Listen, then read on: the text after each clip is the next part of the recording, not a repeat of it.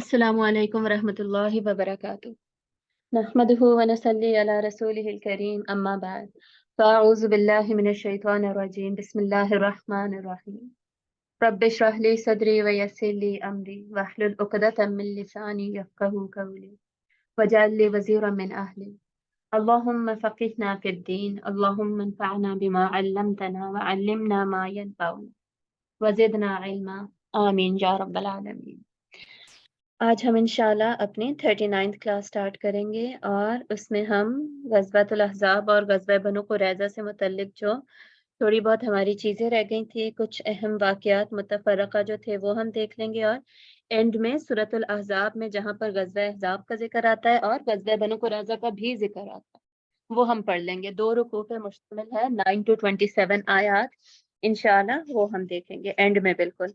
और उससे पहले जो वाक़यात हैं थोड़े बहुत जो हमारे डिस्कस होने वाले वो करेंगे और मज़ीद जो अहकामात 5 हिजरी में नाजिल हुए बिल्कुल आखिर में वो देखें। चलें, ग़ज़वा बनु क़ुरैज़ा में मैंने आपको बताया था कि जो कि एंड में इनका अंजाम क्या हुआ था, इनके जो मर्द थे उन सबको कत्ल कर दिया गया था, ठीक है? उनकी गर्दन उड़ा दी गई थी। कितने थे वो? तकरीबन 400 से 600 के दरमियान मर्द बनते हैं इनके। उसके बाद इनमें से सिर्फ एक औरत थी जिसको के कत्ल किया गया, एक यहूदिया औरत।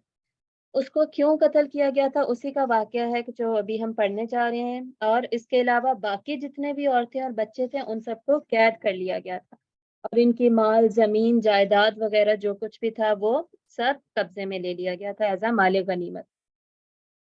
तो बेसिकली ये यहूदिया का क्या वाक़या है, ये सुनन नबी दाऊद जो हदीस की किताब है उसमें हमें मिलता है कि किले में हज़रत आयशा रज़ी अल्लाह ताला अन्हा और हज़रत सफ़िया और बाकी ख़वातीन जहाँ पर मौजूद थीं, वहाँ पर यहूदियों की सारी औरतों को बनु क़ुरैज़ा से निकाल कर ना उनके किलों से निकाल कर यहाँ पर भेज दिया गया।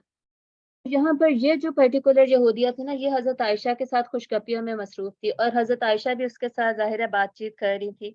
इनका जो भी मामला था, जो भी कसूर था, हमारा जो दीन है वो बद-इख़लाक़ी का सबक बिल्कुल भी नहीं देता, खुश इख़लाक़ी ही का सबक देता है। जिससे भी बातचीत की जाएगी, बातचीत अलबत्ता अच्छे तरीके से ही की जाएगी। तो हज़रत आयशा रज़ियल्लाहु ताला अन्हा भी इनके साथ बातों में मसरूफ़ थी। तो अचानक ही और ये खूब हँस रही थी और खूब बोल रही थी और खुश थी। तो अचानक ही मक़तल से इसका नाम पुकारा गया। तो वो बड़े आराम से खुशी-खुशी ना बेतकल्लुफ़ होकर उठी है। तो हज़रत आयशा बड़ी हैरान हुई और पूछा कि भई तुम्हारा नाम क्यों पुकारा गया? तुम्हें क्या हुआ? तो वो बोली कि जी मुझसे गलती हो गई थी जिसकी वजह से मुझे अब कत्ल किया जाएगा। और बड़ी खुशी-खुशी वो कत्लगाह में गई है और इसको फिर तलवार से इसकी गर्दन को उड़ा दिया गया। बेसिकली हुआ ये था कि जब ये किले में मौजूद थी और नीचे ना एक मुसलमान सहाबी खड़े थे, हज़रत खल्लाद उनका नाम था। तो इसने ऊपर से किले से पत्थर गिराया है। इनका बेसिकली मेथोडोलॉजी ऑफ वॉर ही यही होती थी कि अंदर हम प्रोटेक्टेड रहेंगे और छत के ऊपर इन्होंने ना पत्थर वगैरह रखे होते थे। वो हम गिराएँगे और हमला करेंगे। बेसिकली हमला तो नहीं करेंगे, मारेंगे या भगाएँगे, ये वाला चक्कर। तो इसने वो पत्थर फेंका था जिससे कि वो सहाबी जो थे शहीद हो गए थे। जिसकी वजह से इसको बुलाया गया और इसको फिर कत्ल कर दिया गया। तो बेसिकली इसका हज़रत आयशा उस वक़्त भी बहुत ज़्यादा हैरान हुई, निहायत हैरत के लहजे में हज़रत आयशा इस वाक़ये को बाद में बयान भी किया करती थी। तो इस औरत का रवैया बड़ा अजीब और बड़ा मुख़्तलिफ़ सा था और मैं हैरान भी हो रही थी कि ये इतना हँस और इतना खुश क्यों है? इसके नाम पुकारे जाने से पहले भी और बाद में भी। तो बेसिकली हमें पता है कि जब किसी अब हमें साइकोलॉजिकल स्टडीज़ से, डिफरेंट साइंसेज़ से हमें ये पता है कि जब भी इंसान शदीद डिप्रेशन में होता है या एंग्ज़ायटी अटैक्स उस पर होते हैं, तो वो अजीब तरह से बिहेव करने लगता है।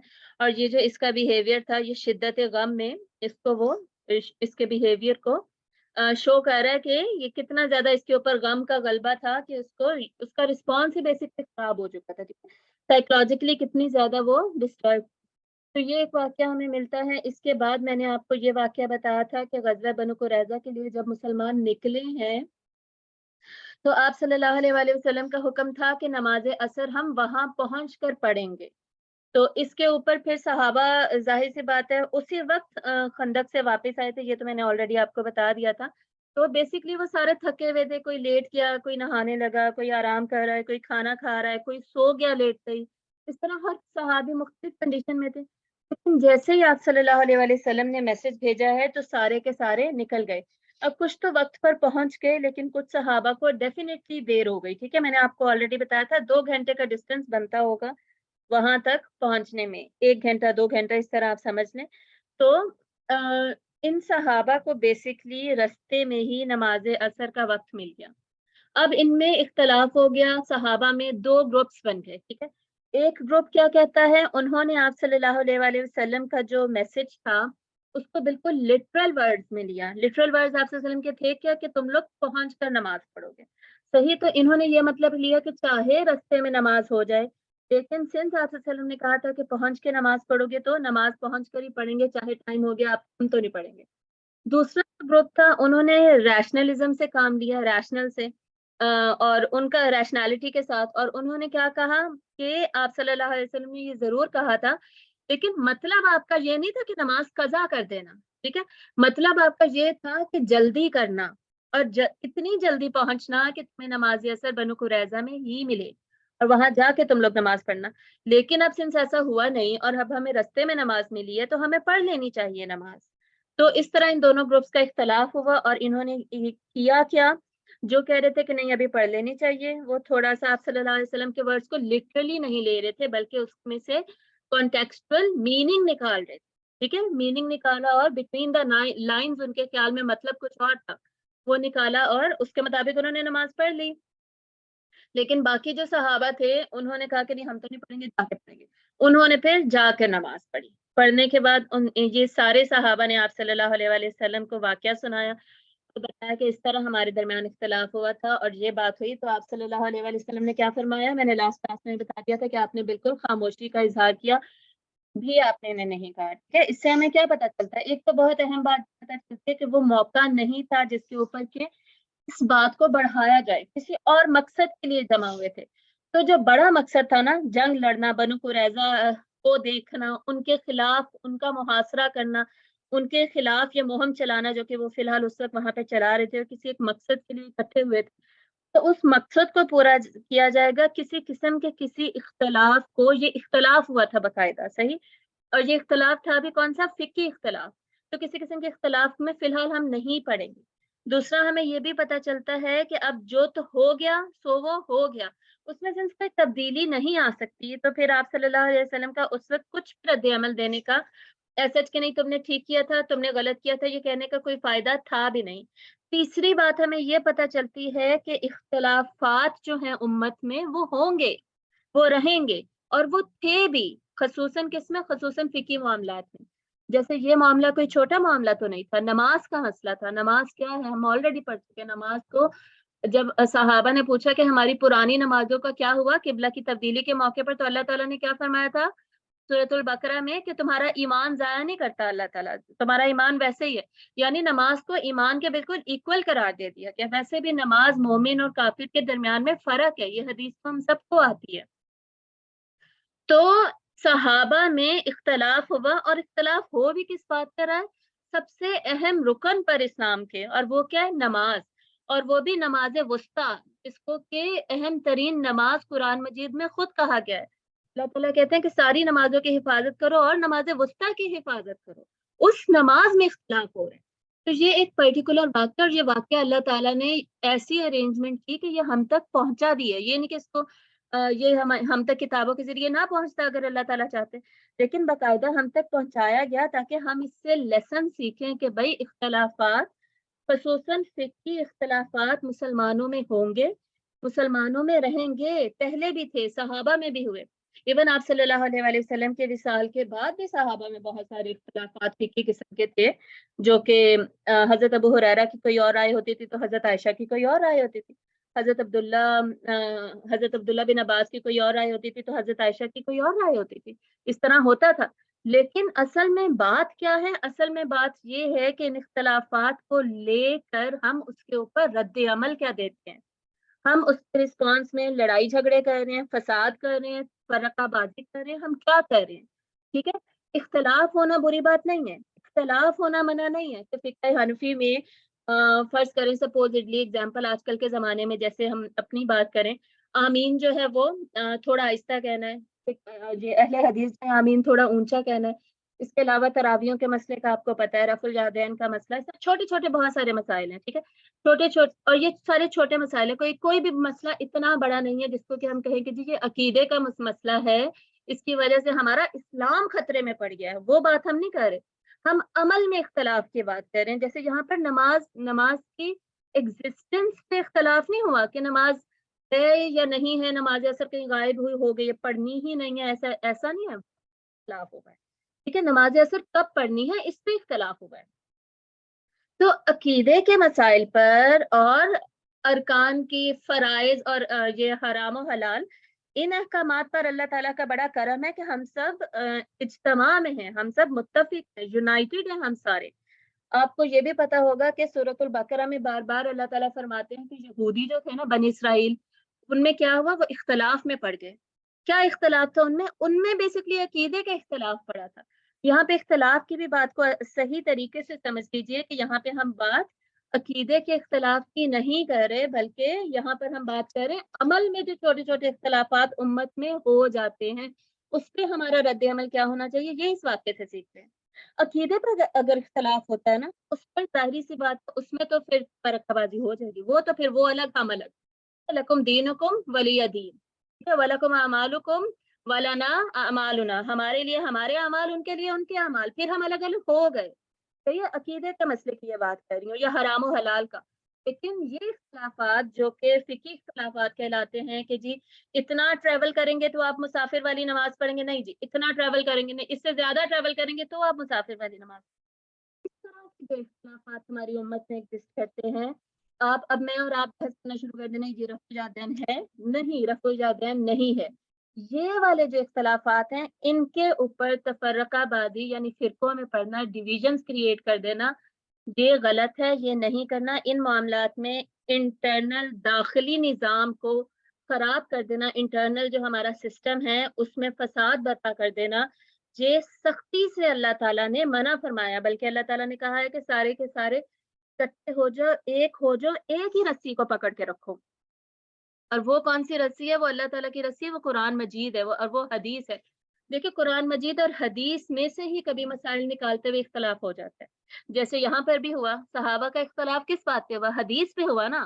آپ صلی اللہ علیہ وسلم نے ایک حدیث فرمائی، اب اس حدیث میں کچھ مسلمانوں نے ایک مطلب سمجھا، کچھ مسلمانوں نے کہا کہ نہیں مطلب اصل میں آپ کا دوسرا تھا، ٹھیک ہے۔ اچھا، اس مطلب والی بات میں بھی ایک بار یہ سمجھ لیجئے کہ سچ ہمیشہ ایک ہی ہوتا ہے، یہ نہیں ہو سکتا کہ ٹروتھ کین بی ملٹیپل، یہ نہیں ہو سکتا۔ خصوصاً حکم جب دیا جاتا ہے، جب بھی کوئی کمانڈمنٹ دے گا، کوئی حکم دے گا، کوئی بھی اتھارٹی، تو اس کا مطلب ایک ہی ہوگا۔ جب کہا جائے گا کہ آپ یہ کام کر لیں، تو وہ جو کام کرنے کو کہا گیا وہ ایک ہی کام ہے، وہ اس کو آپ کسی اور میننگ میں لے نہیں سکتے۔ مطلب وہ جو کہنے والا ہے نا، آرڈر دینے والا، اس کی انٹینشن ایک ہی ہے، اس نے کوئی ایک ہی ایکشن انٹینڈ کیا ہے، سوچا ہے، جس کا کہ اس نے حکم دیا۔ اب سامنے والا مطلب اس کا دو طریقے سے لے سکتا ہے، ٹھیک ہے، یہ الگ بات ہے۔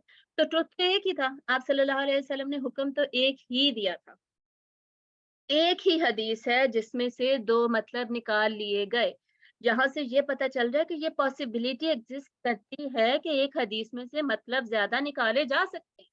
اسی وجہ سے ہمارے پاس چار مذاہب موجود ہیں، فقہ حنفیہ، فقہ مالکیہ، فقہ حنبلی اور فقہ شافعیہ، اور اس کے علاوہ اہل حدیث جو ہیں، پانچ آپ سمجھ لیں، ٹھیک ہے۔ یہ ڈفرینٹ سکولز آف تھاٹس ہیں جو ہمارے پاس موجود ہیں، جن میں بہت ساری جگہوں پہ ان میں اجماع بھی ہے، ان میں سیم یہ لوگ مسئلہ بھی نکالتے ہیں، لیکن کچھ جگہ پہ فقہی اختلافات بھی ہیں۔ لیکن ان اختلافات کو لے کر انہیں اتنی ہوا نہیں دینی، اتنا بڑا مسئلہ نہیں بنانا کہ جی مرنے کو آ جائیں، مرنے کھپنے پہ آ جائیں، ٹھیک ہے، ایک دوسرے کو قتل کرنے پہ آ جائیں، لڑائی جھگڑوں میں پڑ جائیں۔ یونائٹڈ وی اسٹینڈ، ڈیوائڈیڈ وی فال۔ کسی بھی قوم کو توڑنا ہے نا، کسی بھی امت کو توڑنا ہے، بس ان میں کسی نہ کسی قسم کا تفرقہ ڈال دیں، یہ چھوٹی چھوٹی چیزوں میں نا، چھوٹی چھوٹی باتوں میں لوگوں کو پھنسا دیں، تاکہ یہ جو بڑا والا مقصد تھا نا، وہ جو بڑا کام ہم نے کرنا تھا، جو غلبہ دین کا کام کرنا تھا، ہم نے جو جہاد کرنا تھا، ہم نے جو دوسروں کو دعوت دینی تھی، پیغام پہنچانا تھا، وہ تو سب پھر ہم کچھ نہیں کر سکتے۔ اگر ہمیں بڑے مقصد سے ہٹانا ہے نا، تو ہمیں چھوٹی لڑائیوں میں ڈال دیں۔ یہ کرتا ہے دشمن ہمیشہ ہمارے ساتھ، اب ہم سارے کے سارے اب آج کل ہومو سیکشوالٹی اینڈ ٹرانسجینڈرزم کا کتنا زیادہ مسئلہ چل رہا ہے یہ جو آئلینڈ مووی کو لے کر. تو اگر ہم سارے ان چھوٹے چھوٹے اختلافات میں پڑے رہیں گے کہ جی نماز میں رفع الیدین کرنا چاہیے یا نہیں کرنا چاہیے, ڈسکشنز ہونی چاہیے, ایسا نہیں ڈسکشنز نہیں ہونی چاہیے, لیکن اس کو لے کر آپ تفرقہ بازی اور فساد میں پڑ جائیں. اور وہ جو اتنا بڑا مسئلہ ہے ہومو سیکشوالٹی کا, جس کو کہ اب مسلم کنٹری میں انٹروڈیوس کروایا جا رہا ہے, اس کے اگینسٹ کون بولے گا, کون کھڑا ہوگا اگر ہم ہی متفق نہیں ہوں گے؟ اور اگر الگ الگ کر کے بولیں گے نا تو ہمارا کوئی زور ہی نہیں ہے, ہمیں کوئی سننے والا ہی نہیں ہوگا, ہمارا کوئی روب اور عزت ہی نہیں ہوگی. جب تک ہم اکٹھے ایک جماعت بن کر نہیں بولیں گے, نہیں کہیں گے, باطل کے خلاف اٹھ کھڑے نہیں ہوں گے, اس کے لیے ایک مضبوط جماعت بننا ضروری ہے. آپ صلی اللہ علیہ وآلہ وسلم نے فرمایا کہ اللہ کا ہاتھ ہے جماعت کے اوپر. جب تک مسلمان جماعت بن کے رہتے ہیں نا, اکٹھے رہتے ہیں اور اکٹھے عمل میں رہتے ہیں, تب اللہ تعالیٰ کی مدد ہوتی ہے. جب تنازع میں پڑ گئے تو بس ختم ہو گئی مدد. غزوہ احد میں ہم نے یہی سیکھا تھا, ایگزیکٹلی یہی. اللہ تعالیٰ کیا فرماتے ہیں, آیت نمبر کیا تھی, 152 دیا گیا سورہ آل عمران کی, کہ جب تک تم اکٹھے تھے نا, اللہ نے تمہارا اپنا وعدہ پورا کر دیا تھا, تمہیں پتہ ہی دی تھی.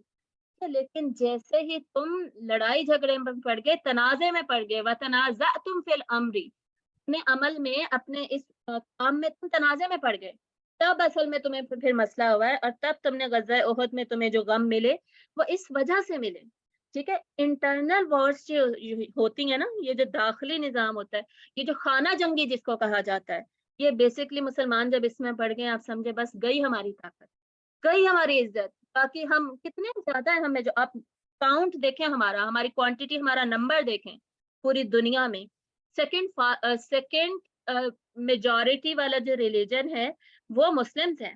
کتنی زیادہ کنٹریز ہیں جو کہ مسلم میجورٹی کنٹریز ہیں. عرب میں دیکھیں, اتنا سا ہے اسرائیل, عرب میں اتنا سا اسرائیل ہے جس کو ارد گرد سے ساری مسلم میجورٹی کنٹریز نے گھیر رکھا ہے, لیکن اس کا کچھ بگاڑ نہیں پا رہے, اس کو کچھ کر نہیں, اس کو کنٹرول نہیں کر پا رہے. وہ لیبنان پہ حملے کر رہے پیچھے سے جا کے, اور وہ فلسطین کو تو چلو قابو میں ہی کیا ہوا ہے نا, لیبنان اور جارڈن کو بھی نہیں چھوڑا, اور باقی مسلم کنٹریز کچھ بھی نہیں کر رہی. یہ حالات ہیں ہمارے. فاسٹسٹ گروئنگ ریلیجن ہے ہمارا, سب سے زیادہ 2025 میں نا, یہ پریڈکشن ہے کہ 2025 میں دنیا میں مسلمان زیادہ ہو جائیں گے کرسچن سے, عیسائیوں کو کراس کر جائیں گے. کہ اتنے زیادہ مسلمان ہونے کے باوجود اثر اور روب اور دبدبہ اور عزت اور سے کیوں نہیں ہے, ہماری بات کیوں نہیں مانی جاتی, کیوں نہیں مانی جاتی؟ یونٹی نہیں ہے. کسی ایک بات پر ہم خود نہیں متفق, تو ہم نے دوسروں کو کیا متفق کرنا ہے, کسی کو کیا کنونس کرنا, ہم اپنوں کو نہیں کنونس کر پاتے. ٹھیک ہے, تو یہ آپسی لڑائی جھگڑوں میں نا, آپسی باتوں میں, یہ فسادوں سے, ان ساروں میں سے نکلیں. جتنے زیادہ پوائنٹس پر ہم یونائٹڈ ہو سکتے ہیں نا, مل کے اتحاد اور اتفاق قائم کر سکتے ہیں, وہ کریں, اس کے اوپر فوکس کریں. ایون اللہ تعالیٰ نے قرآن مجید میں جہاں پر کہا نا یہود و نصارہ کو پیغام دو, دعوت کا پیغام دو, وہاں پہ اللہ تعالیٰ نے کیا کہا, سب سے پہلے کیا بات کرو, سب سے پہلے وہ بات کرو جو کہ ان کے اور تمہارے درمیان کامن ہے, کامن گراؤنڈز پہ سب سے پہلے لے کر آؤ, کہ تم لوگ بھی مونوتھیسٹ ہو, ہم لوگ بھی مونوتھیسٹ, ہم سب ایک گاڈ کو ماننے والے ہیں. تو ہمارے اس کے آگے پھر اس کی جو ڈسکرپشن ہے, ڈیفینیشن ہے, وہ کیسے ڈفر کر جاتی ہے, وہ کیسے ڈفرینٹ ہو جاتی ہے. اس کے اوپر کامن گراؤنڈز پہ آپ آئیں, کامن گراؤنڈ پہ بات کی جائے گی. اس کے بعد جہاں پر اختلاف ہے, وہاں پر کانٹرڈکٹری جو باتیں ہیں وہ بعد میں ڈسکس ہوگی. ٹھیک ہے, تو ہم سب نے بھی اکٹھے ہونا ہے, اپنے اتحاد اتفاق کو ہوا دینی ہے, لڑائی جھگڑے کو ہوا نہیں دینی. اور ہمارے درمیان جتنے بھی مسائل جو اب ہماری یونٹی چاہتے ہیں نا, جن کے اوپر ہم یونائٹڈ ہو کر بول سکتے, ہمیں اب یہ کرنے کی ضرورت ہے. Unity is strength. اگر اب اس کو ہم نے اسٹرینتھ نہ سمجھا نا, اور اب اگر ہم نے اس اسٹرینتھ کو اپنایا نہیں, تو یہ جو اتنے حملے ہمارے اوپر ہو رہے ہیں نا, اسلام کے اوپر ہو رہے ہیں, یہ ہومو سیکشوالٹی والا, یہ ٹرانسجینڈرزم والا, اور بہت سارے حملے ہو رہے ہیں, تو یہ ساری فورسز کو, دیز فورسز آف فالسہڈ, ان سب کو ہم نہیں روک سکیں, ان سب کے اگینسٹ ہم نہیں کھڑے ہو سکیں گے, ان سب سے نہیں لڑ سکتے. صحیح, ہم نے یہ فساد وغیرہ سے ہم نے کمپلیٹ نہیں نکلنا ہے. اس سورہ آل عمران میں ہی اللہ تعالیٰ فرماتے ہیں, وَاعْتَصِمُوا بِحَبْلِ اللَّهِ جَمِيعًا وَلَا تَفَرَّقُوا, اللہ کی رسی کو مضبوط بنائے رکھو اور تفرق میں نہ پڑو. اس کے ساتھ بھی لوگوں کو مطلب سمجھ نہیں آتا, لوگ سمجھتے کہ کہا جا رہا ہے اختلاف میں نہ پڑو. بھائی اختلاف ہوگا امت میں, صحابہ میں بھی فقہی مسائل پر یا ویسے بھی باتوں پہ اختلاف ہوا ہے, لیکن اختلاف کو ہوا دے کر اسے تفرقہ بازی میں کنورٹ نہیں کیا گیا، فساد میں نہیں بنایا گیا. سمجھ آ رہی ہے؟ تو یہ اختلاف اور تفرقے کو الگ الگ رکھتے ہیں، الگ الگ اس کو سمجھیں. اس آیت کا غلط مطلب نہ لیا کیجیے. بہت سارے لوگ اس آیت کا غلط، تو یہ مطلب نہیں ہے اس آیت کا. ٹھیک ہے، اللہ کی رسی کیا ہے؟ اللہ کی رسی قرآن مجید ہے. سب اللہ کی رسی کے ساتھ جڑ کے رہیں. الحمدللہ ہم مسلمانوں میں جتنے فرقے ہیں سارے قرآن مجید کے ساتھ جڑے ہوئے ہیں، قرآن مجید کو پکڑ کر رکھتے ہوئے، قرآن مجید پڑھنے والے، عمل کرنے والے. اب اس کے بعد اگر اختلاف ہوتا ہے تو آپ تفرقوں میں مت پڑیں. سورہ بقرہ میں اللہ تعالیٰ کہتے ہیں الفتنہ تو اکبر من القتل. قتل جو ہے نا، جنگوں میں جو قتل ہوتا ہے، یہاں پہ جنگوں کا ذکر ہے، جنگوں میں جو قتل ہوتے ہیں نا، اس سے بھی بڑا جو بڑا گناہ ہے نا وہ فتنہ ہے. فتنہ کریٹ کر دینا اپنے درمیان، ٹھیک ہے، فساد اور فتنے میں پڑ جانا. تو فتنے میں مت پڑیں.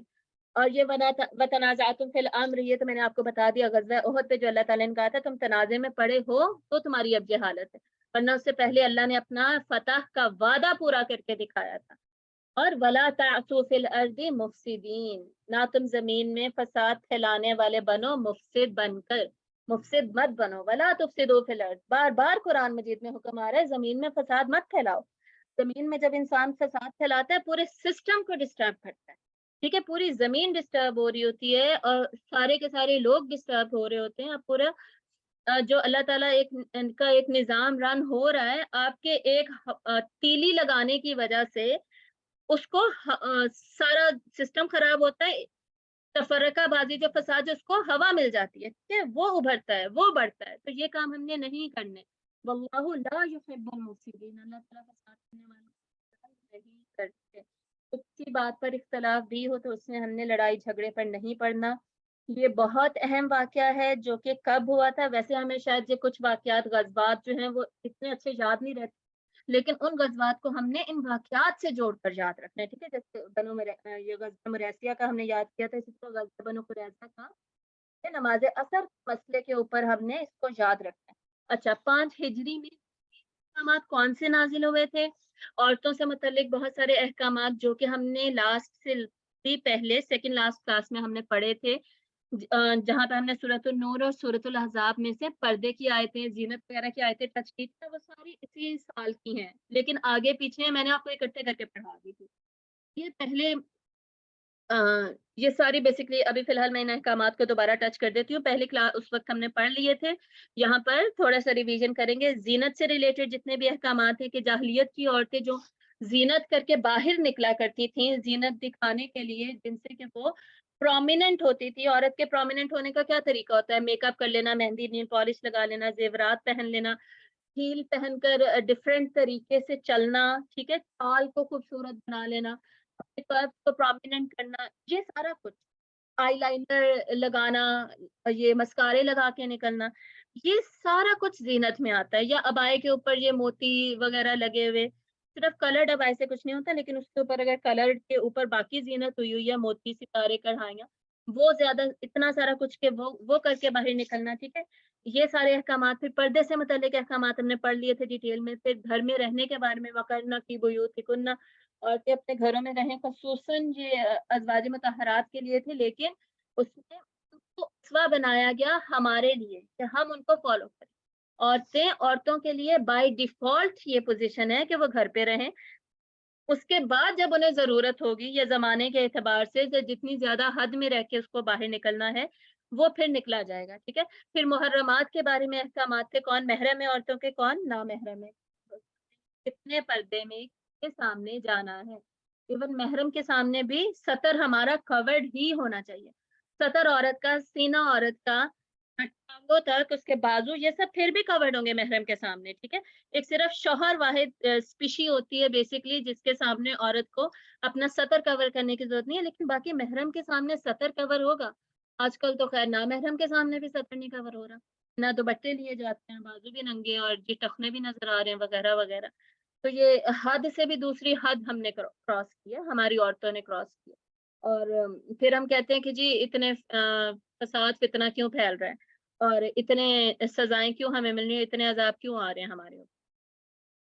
اس کے بعد جو منہ بولے بیٹے کی شرعی اہمیت کیا ہے، شرعی حیثیت بیسکلی کیا ہے، اس سے ریلیٹڈ حکم نازل ہوا. پھر حد زنا، حد قذف جس میں بہتان لگایا جاتا ہے، حد یہ جو لعان کا مسئلہ ہے یہ آلریڈی ہم پڑھ چکے سورہ نور میں، یہ احکامات نازل ہوئے تھے. پھر زہار کا مسئلہ، اس سے ریلیٹڈ احکامات نازل ہوئے تھے. یہ پہلی صورت ہے، اس کے اندر سمی اللہ قول التی تجادلک فی زوجہا وتشتکی الی اللہ، اس صورت میں. تو زہار کا مسئلہ، زہار بیسکلی کیا ہے؟ زہار ایک طلاق دینے کا طریقہ تھا. اور اس میں کیا کرتے تھے، جب عربوں نے بیوی کو طلاق دینی ہوتی تھی تو کہتے تھے کہ تم میری ماں کی طرح، ٹھیک ہے، اپنے محرم رشتے کے ساتھ اس کو ملا دیتے تھے، اس کو جوڑ دیتے تھے کہ تم میری ماں کی طرح ہو، یا میری ماں کی جیسی دکھتی ہو، یا تمہارا جسم میری ماں کی طرح، اس طرح کی کوئی بھی بات اس کو کہہ دینا.